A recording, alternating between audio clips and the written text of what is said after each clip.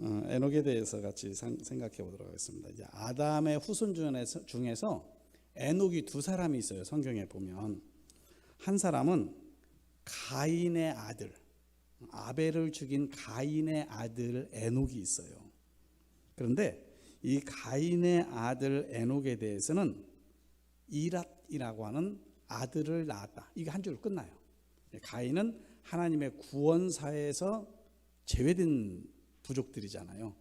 성경을 구약을 읽어보면 하나님의 구원사에 대해서 쭉 설명을 해오면서 가지들이 있어요.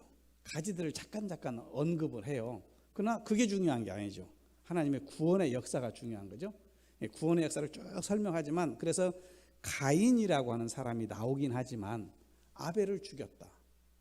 그리고 그게 쫓겨나는 그런 신세가 되어진 거죠. 그리고 아벨 대신에 셋이 출생하잖아요. 그 셋을 통해서 하나님의 구원의 역사가 또 이루어지는 거예요. 근데 그 가인의 아들 에녹이라고 하는 사람이 있었고, 그 아들, 가인으로 보면 손자겠죠. 이랏이라고 하는 아들을 낳았다. 거기서 이제 딱 첫 번째 에녹은 거기서 딱 끝나게 되어지는 것을 보게 돼요. 아무것도 한 일이 없는 에녹, 가인의 손자죠. 그런데 아담의 7대 손이 되어지는 야렛이라고 하는 사람의 아들 에녹이 있어요. 365년 동안 살았던 사람입니다. 그리고 365년 세월 중에서 300년 동안을 하나님과 동행했다. 성경은 그렇게 기록하고 있어요. 하나님이 기쁨으로 에녹의 삶을 보았던, 또 에녹은 어떻게 하면 하나님을 기쁘시게 하는 삶을 살까? 이것이 바로 에녹의 삶이었다라고 하는 것을 볼 수가 있습니다. 먼저 창세기 5장 21절에서부터 24절 한번 펴볼까요? 창세기 5장 21절 24절 같이 한번 읽겠습니다. 시작. 에녹은 65세에 무드셀라를 낳았고, 무드셀라를 낳은 후 300년을 하나님과 동행하며 자녀들을 낳았으며, 그는 365세를 살았더라. 에녹이 하나님과 동행하더니 하나님이 그를 데려갔으므로 세상에 있지 아니하였더라. 아멘. 자, 에녹은 하나님과 300년 동안을 동행한 사람이었어요. 동행이라고 하는 말에 대해서, 그 의미에 대해서 생각해 볼 필요가 있어요. 우리가 한자어로 동행하면 같이 걸어간다 그 말이잖아요. 그 말이에요. 곧 그 말은 하나님과 같이 살았다라고 하는 뜻이 있는 것이죠. 이것은 그저 단순히 요즘 좀 정치적인 얘기이지만은 이재명 씨는 누구를 안 봤다라고 하고, 저 사람은 사진 찍었다고 저쪽에서는 자꾸 내밀고, 사진이 조작되었다 얘기하고 막 이제 그런 공방이 벌어져요. 그러면 제가 우리 교회 교우들하고도 같이 이렇게 한 자리에 이렇게 있어요. 지금 우리 구역장 교우님들과 같이 있어요.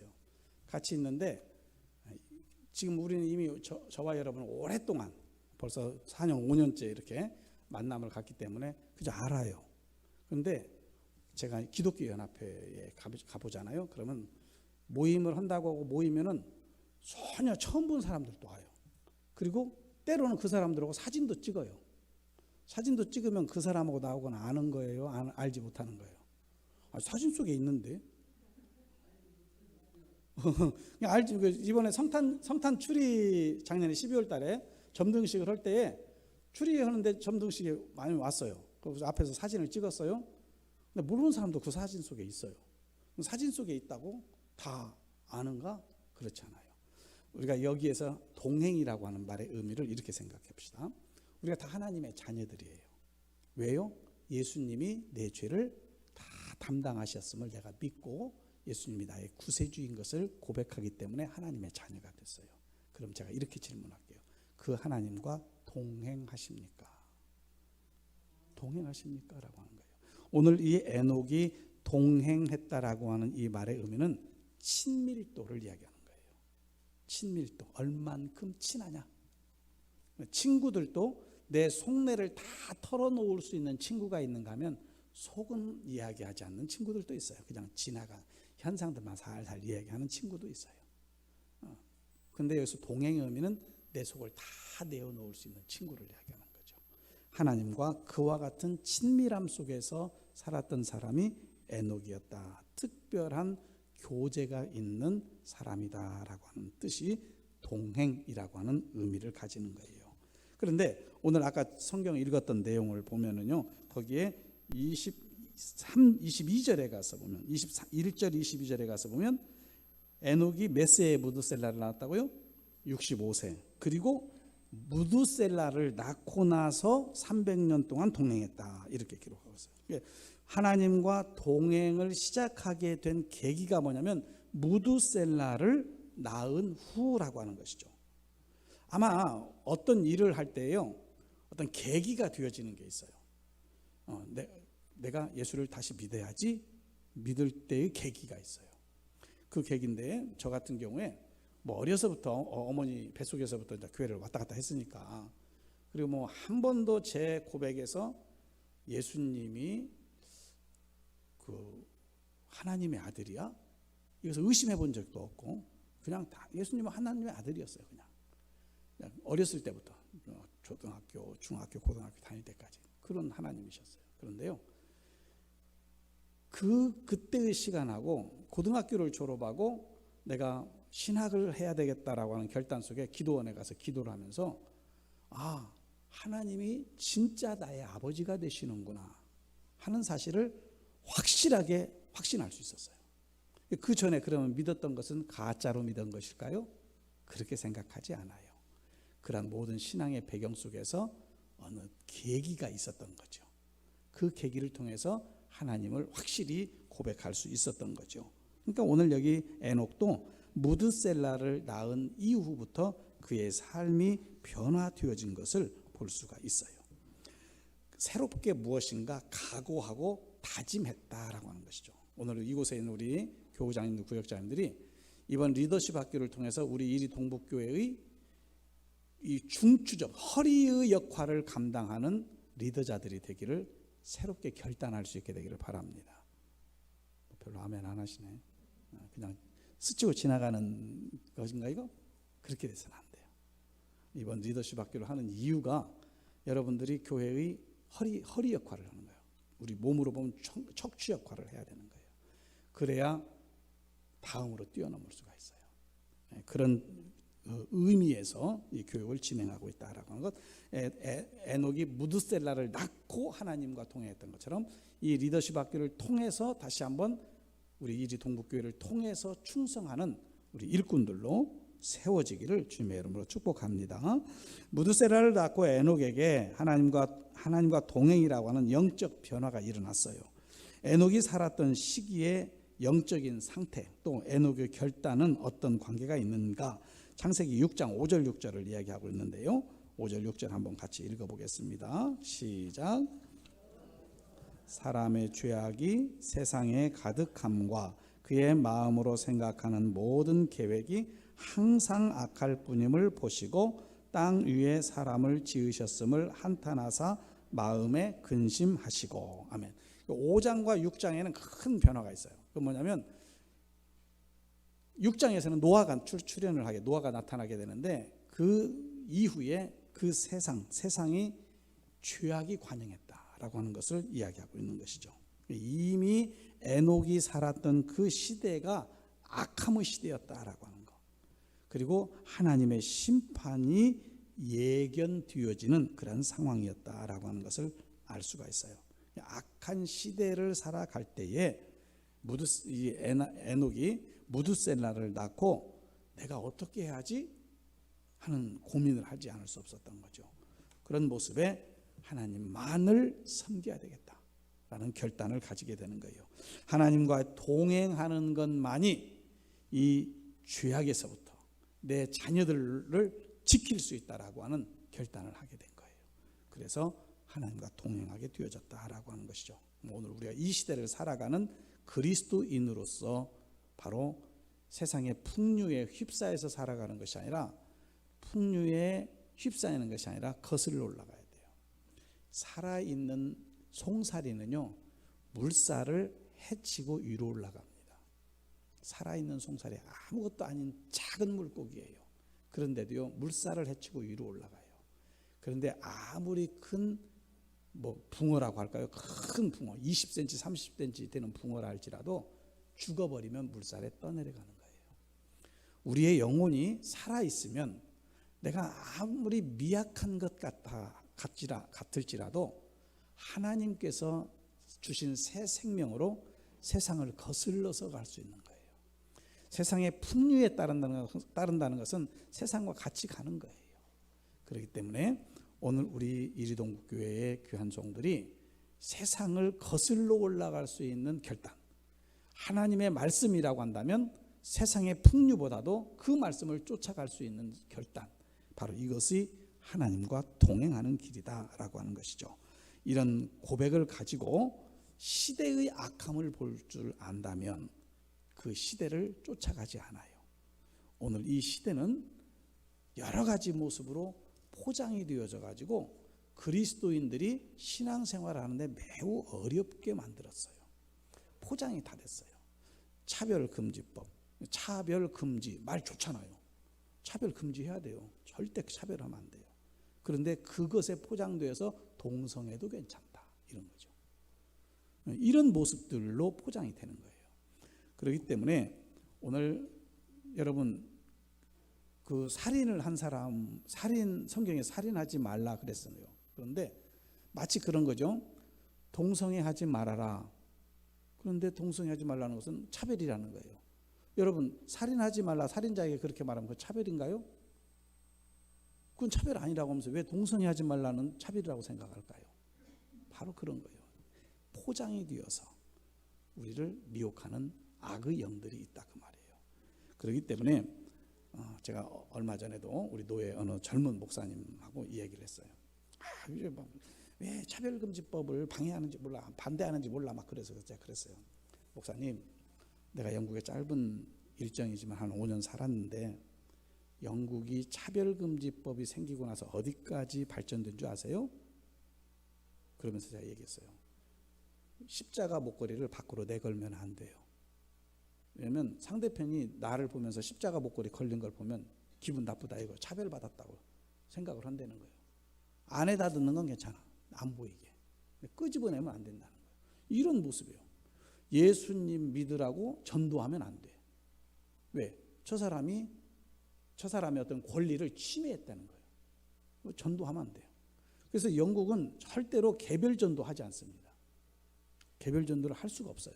어떻게 하냐면 도어 투 도어라고 해서 그냥 집에다가 전도지 꽂고만 오는 거예요. 그냥. 그 정도밖에 못해요. 개별적으로 만나서 예수님 내가 믿는데 참 좋아, 예수님 믿어봐, 이 말 못해요. 절대. 그 사람에게 강요하는 것이 되기 때문에. 차별금지법 때문에 지금 그렇게까지 된 거예요. 영국의 어느 대학교 교수가 동성애는 죄다라고 얘기를 했어요. 지금 지난주에 나왔던 뉴스예요. 동성애는 죄다 하고 학교에서 잘렸어요. 너는 교수할 자격 없어서 잘려버렸어요. 이런 세상이 돼버렸어요. 근데 그 사람은 그 말했다고 차별받은 거예요, 사실은. 그러죠? 그런 모습을 우리가 잘 봐야 돼요. 그러니까 교묘하게 미혹을 해서 우리가 잘 포장된 것처럼 이야기하지만 우리를 하나님에게부터 멀어지게 하는 일들이 많이 벌어진다라고 하는 거예요. 네 번째, 자녀의 이름을 지을 때 부모는 자녀에 대한 바람을 담아서 짓는다. 무두셀라라는 이름, 이 이름이 무슨 뜻이냐 그 말이에요. 무두셀라는 창의 사람이라는 창, 이 사람 죽이는 그 창 있잖아요. 창의 사람이라고 하는 뜻이에요. 근데 에녹이 아들을 낳고 이름을 왜 무두셀라라고 했을까? 이 죄악된 세상에서 이겨야 되는 거예요. 이기려고 한다면 일반적으로 생각할 때에 창이 있어야 적군과 싸워서 이긴다는 거죠. 그런 상황에 자기 아들의 이름을 무두셀라라고 이름을 했다라고 하는 것이죠. 그러면서 다섯 번째로 에녹은 300년 동안 동행을 했는데 동행함에 있어서 배울 것이 무엇일까? 여러분 여기서는 배울 것은 흔들림 없는 믿음이에요. 1년 2년이 아니죠. 65세에 아들을 낳고 그때부터 300년 동안 주님과 동행하는 삶을 살았어요. 그 300년 동안 아무 일이 없었을까요? 더 핍박도 있었을 거예요. 더 힘든 상황들도 있었을 거예요. 그런데도 불구하고 마음을 결심하고 그 결심한 마음을 가지고 흔들림 없이 살아갔다라고 하는 것이죠. 쉽게 여러분 구역이나 교구를 돌볼 때에 흔들리면 안 돼요. 누가 조금 싫은 소리 해도 그냥 한 귀로 듣고 한 귀로 흘려버려야 돼요. 그걸 마음에 담으면 안 돼요. 다 내 마음 같지 않은 거예요. 그렇기 때문에 무슨 얘기라도 못 들은 척하고 그냥 가는 거예요. 제가 처음 목회할 때 27살 때 이제 단독 목회를 시작을 했는데, 처음 목회할 때 이제 함열에 칠정교회 목회를 할 때 아버님을 뒤에 오토바이, 그때 오토바이 타고 다녔어요. 차가 없었어. 오토바이 아버님을 태우고 이제 그 버스 정류장까지, 교회에서부터 버스 정류장까지가 차가 안 다니는 동네니까 거기는 모셔다 드리는데, 저 앞에 교회 집사님이 이렇게 오시더라고. 상당히 멀었어요. 그래서 제가 저분은 우리 교회에서 목소리가 좀 크셔요 그랬어요. 아버지한테, 뒤에 타신 아버지한테. 근데 그게 들렸어요, 그분한테. 저 오토바이 타고 가니까 오토바이 엔진 소리 때문에 뭐 저기 오시는데 들릴까 했는데, 그분이 귀가 밝은 것인지 어쩐 것인지 저분이 우리 교회에서 목소리가 좀 커요. 왜냐면 목소리가 커요. 그냥 있는 사실을 아버님한테 얘기했는데, 이분은 그것을 다른 의미로 받아들인 거예요. 어떤 의미로 받아들였을까요? 말 많이 하는 사람으로 받아들인 거예요. 사실은 목소리가 큰 거거든요. 근데 저는 그 사실을 가지고 얘기했는데, 뭐 말을 많이 하고 그것보다도 그런 의미로 했는데, 받아들이는 사람이 어떻게 받아들이냐에 따라서 달라지더라고. 그래서 그분 내가 참 또 찾아가서 또 이해시키고, 아이고 그런 의미가 아니었다고 얼마나 얘기했는지 몰라요. 그런 거예요. 내 의도와는 상관없이 의사가 전달될 때가 많아요. 그리고 이 말은 거꾸로 되어지면 나도 그렇게 들을 수가 있는 거예요. 그렇기 때문에 스스로 판단하지 말고 그냥 어떤 일이든지 이렇게 듣고 나의 할 일만 하면 돼요. 에녹이 하나님과 동행할 수 있었던 것은 세상 사람들의 말에 귀를 기울이지 않았어요. 그저 하나님을 어떻게 하면 잘 섬길까, 이것만 가지고 살아갔다라고 하는 것이죠. 흔들림이 없는 사역자가 되기를 위해서 나는 어떻게 고쳐가야 될 것인가. 사람마다요, 누가 한마디만 말하면 그때부터 막 그것이 막 가슴 속에 남아있는 분도 계세요. 그 남아있으면 이게 이제 다른 것도 손에 안 잡혀. 저 사람이 무슨 의미로 했을까, 왜 그랬을까, 내가 저 사람하고 뭐 잘못한 게 있을까, 이것저것 막 생각이 막 고구마, 가을에 고구마 뽑아 올렸을 때 당을당을 달았을 때 따라 올라오는 거예요. 내려놔야 돼요. 내려놓고 아마 저 사람의 의도는 그런 거 아니겠지, 좋은 면, 긍정적인 면으로 이해를 하려고 하면 좋겠다라고 하는 것이죠. 두 번째로 에녹의 사역, 유다서 1장 14절 15절인데요. 한번 가서 펴보겠습니다. 신약성경 유다서입니다. 같이 한번 읽어볼까요? 시작. 아담의 7대 손 에녹이 이 사람들에 대하여도 예언하여 이르되, 보라, 주께서 그 수만의 거룩한 자와 함께 임하셨나니 이는 뭇사람을 심판하사 모든 경건하지 않은 자가 경건하지 않게 행한 모든 경건하지 않은 일과 또 경건하지 않은 죄인들이 주를 거슬러 한 모든 완악한 말로 말미암아 그들을 정죄하려 하심이라 하였느니라. 아멘. 하나님과 동행했던 에녹, 하나님의 뜻을 전한 전도자라 이렇게 말할 수 있는데, 에녹은 사람들에게 어떤 예언을 했을까라고 하는 것이죠. 오늘 읽었던 내용을 가서 우리가 보게 되어지면, 뭇사람을 심판하사 하나님이 많은 거룩한 자들과 함께 오실 거고, 재림에 대한 이야기고, 거역한 자들에게는 벌을 내리실 거고, 악을 저지른 자들에게는 하나님께서 심판을 하실 것이다 라고 세상의 사람들에게 알렸다라고 하는 것이죠. 그러니까 에녹이 아까 하나님과 동행이라고 말씀을 드렸는데, 동행하는 삶 속에서 하나님의 뜻을 깨닫고 세상을 향해서 하나님의 뜻을 선포했어요. 그래서 하나님이 이 악한 자들에게는, 거역하는 자들에게는 벌을 내리실 거고, 저들의 말로 말미암아서, 죄로 말미암아서 저들을 심판할 거다라고 하는 것을 선포했다라고 하는 것이죠. 두 번째로 에녹이 살던 당시 상황은 어땠다고 할 수 있나? 유다서 1장 15절에 가서 보니까 거기서 그렇게 그러죠.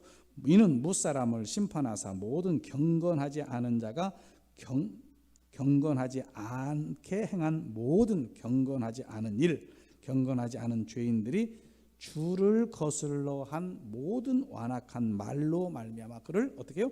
그들을 정죄하리 하십니다. 이렇게 얘기하세요.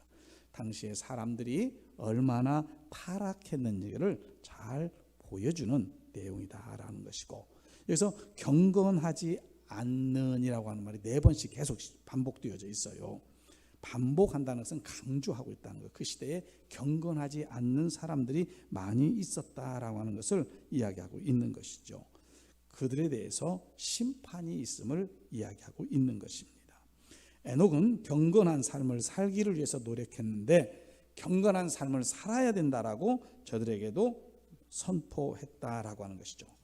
예수를 믿고 죄 사함을 받은 우리도 마땅히 경건한 삶을 살아가는 삶의 변화가 있어야 된다라고 하는 것을 이 당시에 에녹이 살았던 시대의 사람들에게 선포했던 말씀을 보면서 우리도 다시 새로운 다짐과 결심을 해야 될 줄로 압니다.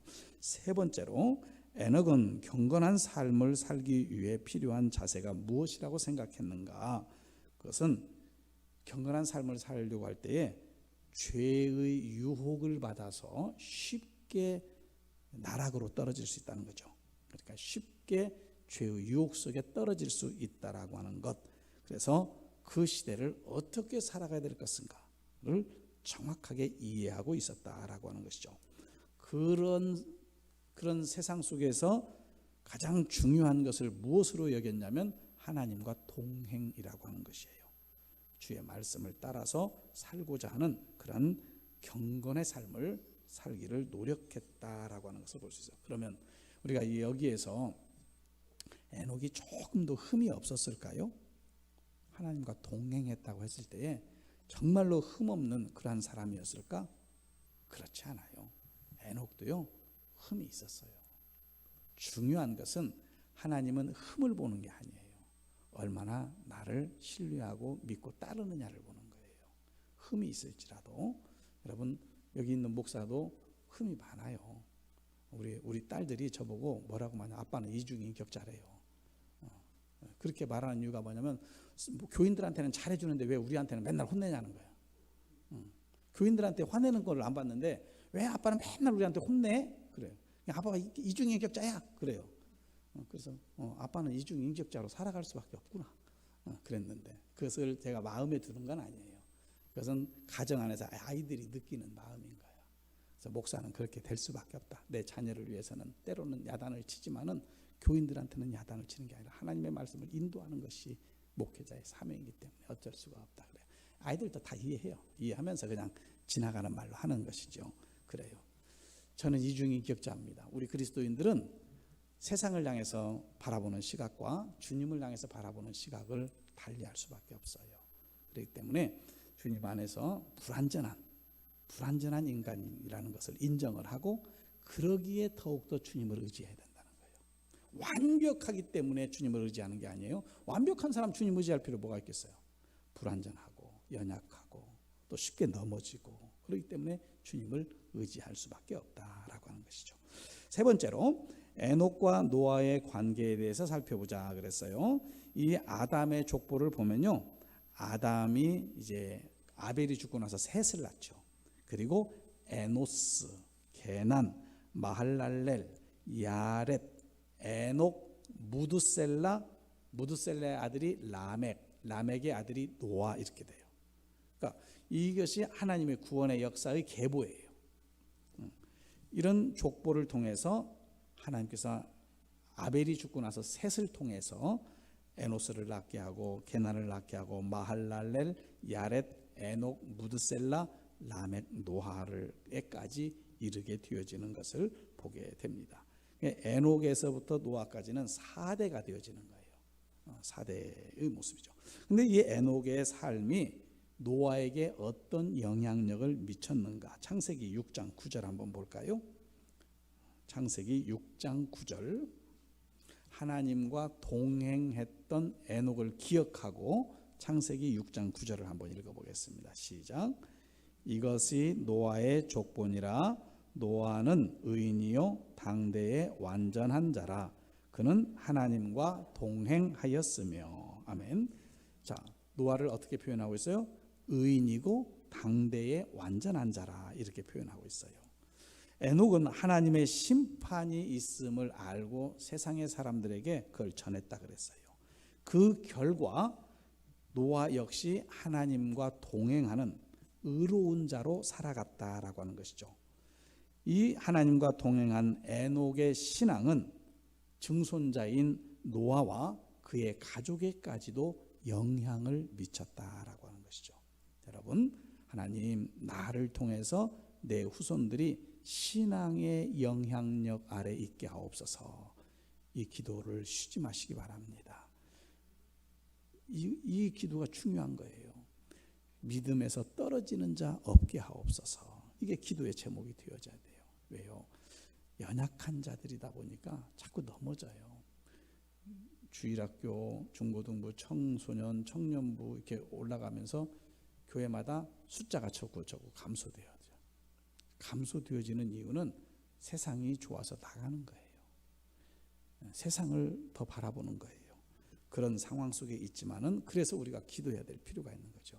하나님, 나의 신앙이, 우리 청년부의 신앙이 이 청소년부의 신앙에 잘 스며들 수 있도록 역사해 주옵소서. 이와 같은 간절한 소망이 우리 가운데 있기를 간절히 소망합니다. 창세기 6장 13절 14절을 통해서 느낀 점을 말해보라 그랬어요. 13절 14절 한번 읽어볼까요? 시작. 하나님이 노아에게 이르시되 모든 혈육 있는 자의 포악함이 땅에 가득함으로 그 끝날이 내 앞에 이르렀으니 내가 그들을 땅과 함께 멸하리라. 너는 고페르 나무로 너를 위하여 방주를 만들되 그 안에 칸들을 막고 역청을 그 안팎에 칠하라. 아멘. 자, 그 시대의 모습을 혈육 있는 자의 모든 혈육 있는 자의 포악함이 땅에 가득했다 이렇게 얘기를 하고 있어요. 땅 위의 사람들이 악함을 보시고 하나님은 그들을 심판하실 것을 계획하시는 거죠. 고페르 나무였는데 우리 이제 옛날 구역에서는 개역에서는 잣나무라고 얘기하고 있어요. 잣나무. 그것으로 방주를 만들라라고 명령하시는 것을 보게 되죠. 하나님은요 준비된 사람을 쓰시는 거예요. 우리가 모든 일에 준비가 필요한 거죠. 하나님과 동행하는 사람을 하나님이 사용하신다라고 하는 것이죠. 그래서 오늘 우리가 이 리더십 학교도 준비되어지는 과정이에요. 과정인데 이 과목을 다 끝난다고 해서 준비되는 게 아니고요. 결단이 필요한 거죠. 그것은 각자의 몫인 거예요. 네 번째로 창세기 7장 1절 한번 읽어보겠습니다. 7장 1절 시작. 여호와께서 노아에게 이르시되 너와 내 온 집은 방주로 들어가라. 이 시대에서 네가 내 앞에 의로움을 내가 보았음이라. 아멘. 노아의 가족을 방주로 들어가라고 하시죠. 그것은 하나님이 심판하시고자 하셨던 그 계획 속에 노아의 가족을 제외시키는 거예요. 방주에 들어간다는 것은 그런 의미가 있는 거예요. 또 노아의 가족의 입장에서 보면 특권을 누린 거죠. 왜? 물론 이제 노아를 통해서 방주로 들어오라는 것을 외치라고 얘기를 해요. 이야기를 하지만 사람들이 듣고 들어왔어요? 안 들어왔잖아요. 그런 면에 있어서 하나님이 노아가 지은 방주에 너희들 가족 다 들어가라고 이렇게 명령함을 통해서 그들은 하나님께로부터 특권을 누리는 자가 되어졌다라고 하는 것이죠. 하나님으로부터 의로운 자라 이렇게 인정을 받게 된 것을 볼 수가 있는데요. 오늘 우리 모든 귀한 종들도 하나님께로부터 인정받는 하나님의 사람으로 세워지기를 바랍니다. 목사가 인정해 주는 거 별거 아니에요. 저는 좀 가끔 그런 말이에요. 목사님, 아내가 목사님 교인들 오면 막 칭찬도 많이 해주시고 그러세요. 근데 별로 잘 안 하죠. 그러려니 하세요. 그러나 제 마음은 그렇지 않아요. 수고하고 땀 흘리는 그 모습 보면 너무 고맙고 감사하죠. 그런 면에 있어서 하나님께로부터 의롭다 인정을 받고 하나님께로부터 딱 찍히면 돼요. 어떻게? 좋은 면으로 동행하는 자로 찍히면 하나님께서 모든 일에 보상해 주실 줄로 믿습니다. 네 번째로 그래서 히브리서 11장 5절 말씀을 보면요. 한번 읽어볼까요? 시작. 믿음으로 에녹은 죽음을 보지 않고 옮겨졌으니 하나님이 그를 옮기심으로 다시 보이지 아니하였느니라. 그는 옮겨지기 전에 하나님을 기쁘시게 하는 자라 하는 증거를 받았느니라 그랬어요. 에녹에 대한 평가죠. 어떻게 평가하고 있어요? 하나님을 기쁘시게 해드리는 자, 이런 칭찬을 받았어요. 오늘 우리 모두도 하나님을 기쁘시게 해드리시기를 바랍니다. 하나님과 매일 동행하면서 사는 것이 하나님을 기쁘시게 해드리는 일이다라고 하는 거죠. 주일날 한 번이 아니에요. 매일매일 하나님을 기쁘시게 하는 그러한 삶을 살아갈 수 있게 되기를 바랍니다. 에녹이 받은 보상은 무엇인가? 에녹은 죽음을 맛보지 않았어요. 이 세상을 떠났는데 죽음을 맛보지 않은 모습이에요. 곧 죽음을 면제받은 최초의 사람이 된 거죠. 그 결과로 누구도 피할 수 없게 된 육체의 죽음을 면제받은 것에 대해서 오늘 에녹이 참 행복한 삶을 살았구나, 이런 모습을 우리가 이렇게 기도할 수 있지 않을까요? 하나님, 나 죽기 전에 예수님 오시면 좋겠습니다. 죽기 전에 예수님 오시면 죽음을 맛보지 않는 거잖아요. 별로 그렇게 기도할 마음이 없으신 것 같으네. 조금 더 살아야 되나요? 어떤 분이 그러대요.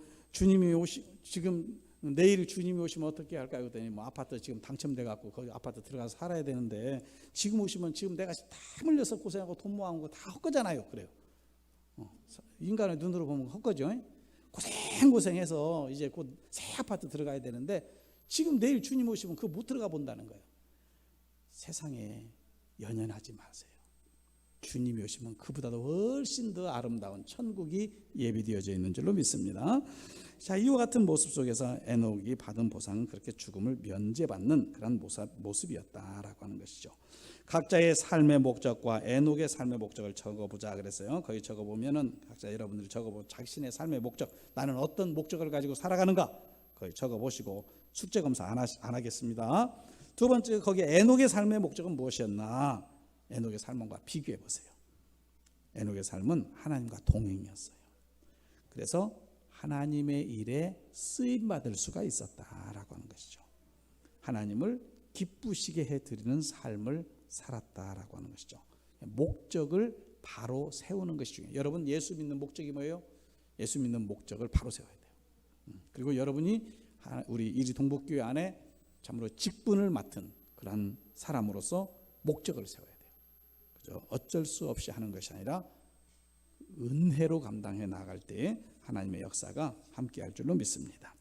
여섯 번째, 창세기 26장 24절 말씀 한번 같이 읽어볼까요? 시작. 그 밤에 여호와께서 그에게 나타나 이르시되 나는 내 아버지 아브라함의 하나님이니 두려워하지 말라. 내 종 아브라함을 위하여 내가 너와 함께 있어 내게 복을 주어 내 자손이 번성하게 하리라 하신지라. 아멘. 이 말씀은 이삭이 우물을 파는 것으로 인해서 다툼이 일어나는 그런 상황이었어요. 다툼이 일어나는 그런 상황에 이 우물이 없으면 양을 키우기가 힘든 거예요. 그런데 우물을 자꾸 메우는 거죠. 그러면서 또 우물을 파고 또 메워지고 우물을 파고 메워지고 이런 모습이 있어요. 그 상황에서 부엘세바라고 하는 곳에 갔어요. 그 부엘세바에서 하나님께서 나타나셔서 이삭에게 하시는 말씀이 조금 전에 읽었던 26장 24절의 말씀이에요. 그래서 그 밤에 여호와께서 그에게 나타나 이르시되 나는 내 아버지 아브라함의 하나님이니 두려워하지 말아라. 그리고 내 종 아브라함을 위하여 내가 너와 함께 있어서 네게 복을 주어 내 자손을 번성하게 하리라 라고 말씀하고 있는 것이죠. 오늘 하나님을 만나시길 바랍니다. 말씀 속에서 만나서 그 말씀을 쫓아서 살아갈 때에 오늘 이 이삭에게 주셨던 하나님의 은혜가 넘쳐나게 될 줄로 믿습니다. 두 번째로 이사야 41장 10절인데요. 이사야 41장 10절 같이 읽습니다. 시작. 두려워하지 말라. 내가 너와 함께 함이라. 놀라지 말라. 나는 네 하나님이 됨이라. 내가 너를 굳세게 하리라. 참으로 너를 도와주리라. 참으로 나의 의로운 오른손으로 너를 붙들리라. 아멘. 하나님과 동행하게 되어지면요 놀라지 않아요. 두려워하지 않아요. 이 말은 무슨 말이에요? 한마디로 담대하게 되어진다는 거죠. 하나님과 동행하는 사람은 강하게 되어져 있어요. 연약해지지 않는다라고 하는 것이죠. 그러므로 그 하나님을 신뢰하고 믿고 따르는 믿음의 종들이 되기를 주님의 이름으로 축복합니다. 그 다음에 세 번째로 요한복음 14장 26절 27절 같이 읽습니다. 시작. 보혜사 곧 아버지께서 내 이름으로 보내실 성령 그가 너희에게 모든 것을 가르치고 내가 너희에게 말한 모든 것을 생각나게 하리라. 평안을 너희에게 끼치노니 곧 나의 평안을 너희에게 주노라. 내가 너희에게 주는 것은 세상이 주는 것과 같지 아니하니라. 너희는 마음에 근심하지도 말고 두려워하지도 말라. 아멘. 이것은 성령과 동행하는 삶을 이야기하고 있어요. 이 성령님과 동행할 때에 지혜를 통해서 분별하고 바른 선택을 할 수 있게 되어진다는 것이죠. 그래서 성령님은 평안을 주시는 분이시기 때문에 우리로 근심 가운데서 두려움 가운데서 벗어나게 하신다라고 하는 것이죠. 이 성령의 인도하심을 구하며 모든 일들을 감당할 때 하늘의 지혜가 넘쳐나게 될 줄로 믿습니다. 일곱 번째 마지막으로 하나님과 동행하기 위해서 우리가 가져야 될 자세가 무엇일까? 여호수아서 1장 7절 8절 한번 같이 읽어봅니다. 시작. 오직 강하고 극히 담대하여 나의 종 모세가 네게 명령한 그 율법을 다 지켜 행하고 우로나 좌로나 치우치지 말라.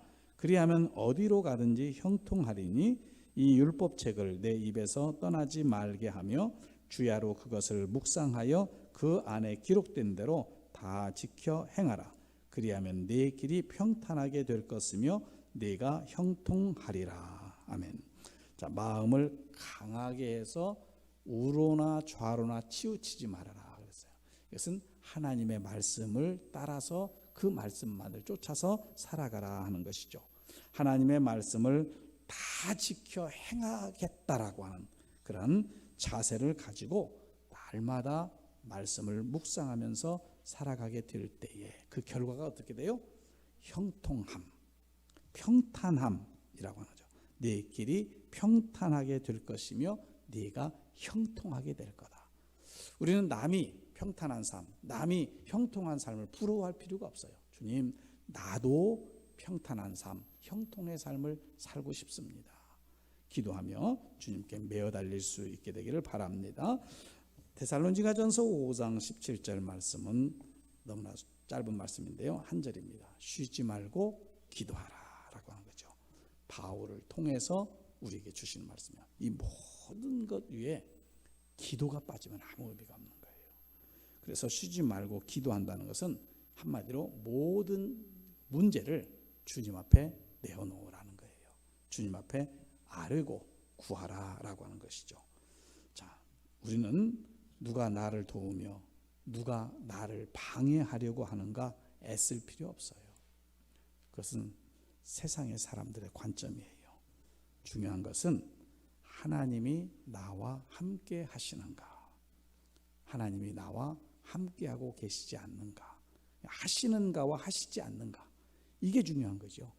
내가 하나님과 동행하여서 살기를 원하는가, 동행하여서 살기를 원함이 없다는 것은 동행하지 않고 있다는 말이잖아요. 그렇기 때문에 오늘 늘 성령의 이끄심을 따라서 기도함을 통하여 하나님과 동행하기를 사모하는, 그래서 하나님이 주시는 은혜를 누리면서 살아가는 우리 귀한 종들이 되기를 주님의 이름으로 축복합니다. 마지막 말씀은 말씀을 통해 받은 은혜를 말하는 건 안 시킬게요. 하나님과 동행하기 위해서 내가 어떻게 실천할 것인가를 적어보자 그랬어요. 말해보자 했는데 적어보세요. 한 가지만 적으세요. 많이 적지 마세요. 한 가지만. 한 가지 실천하면 되는 거예요. 그렇게 해서 오늘은 사과, 하나님과 동행하는 사역자가 되기를 사모하는 우리 모든 성도들 되기를, 귀한 종들 되기를 축복합니다. 기도하겠습니다.